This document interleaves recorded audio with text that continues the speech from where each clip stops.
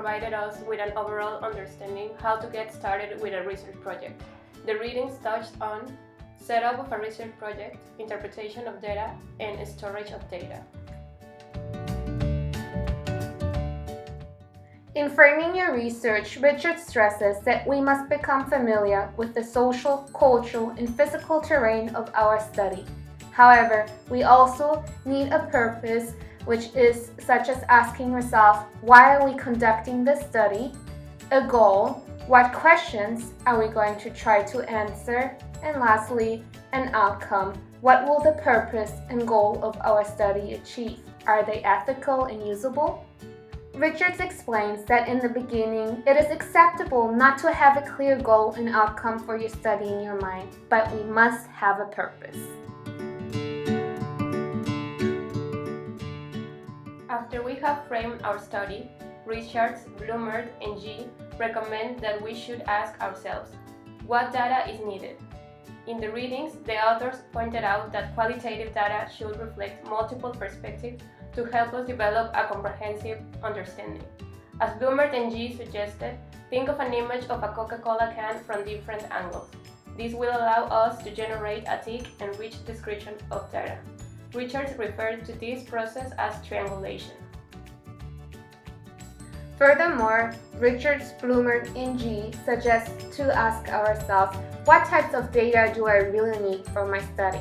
Although qualitative research is mostly descriptive, it can include numerical values.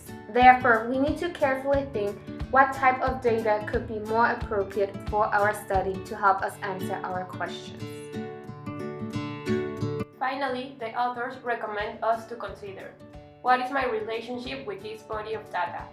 This is the most challenging and significant part in qualitative research, as we must draw on subjectivity to help us create accurate and valid interpretations of data. Although collecting a lot of data is easily done in qualitative research, it is not enough. Blumert, G, and Richards emphasize we need to make the data useful, valuable, and relevant. The authors recommend that we must engage in a process called reflexivity during the collection and analysis of our data. In reflexivity, the researcher analyzes the ways he or she has entered and affected the context, as well as his or her role in relationship toward data. Therefore, we can conclude from the readings that we need to continuously reflect on our thoughts from different angles during each phase of our study.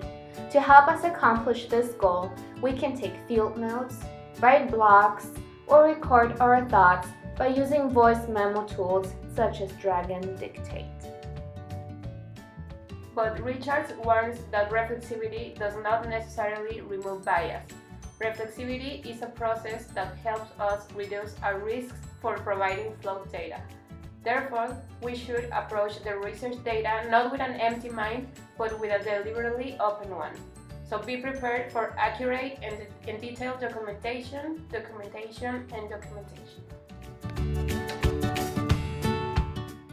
Lastly, the readings touched upon how to store data effectively for our research. Richards emphasizes that we need to store information that is accurate, useful, and reflective to help us answer our questions. To accomplish this goal, Blumert, G, and Richards recommend that we should not discard any data since it could be useful later. It is better that we keep it. For example, in interviews, Blumert and G suggest that we rather should elicit anecdotes or personal stories from the participants to help us find answers, as this can later provide us with details and an emerging pattern to answer our research questions. Although we might not find valuable data in the interviews first, Blumert and G recommend to engage in a narrative analysis of the transcriptions of the interviews. In narrative analysis, we break down the transcription into manageable chunks. This can help us understand, reduce, and store data successfully. Remember, as the authors mentioned, in qualitative research we never know what to expect, but documentation, reflection, and data reduction are key in helping us find the answers.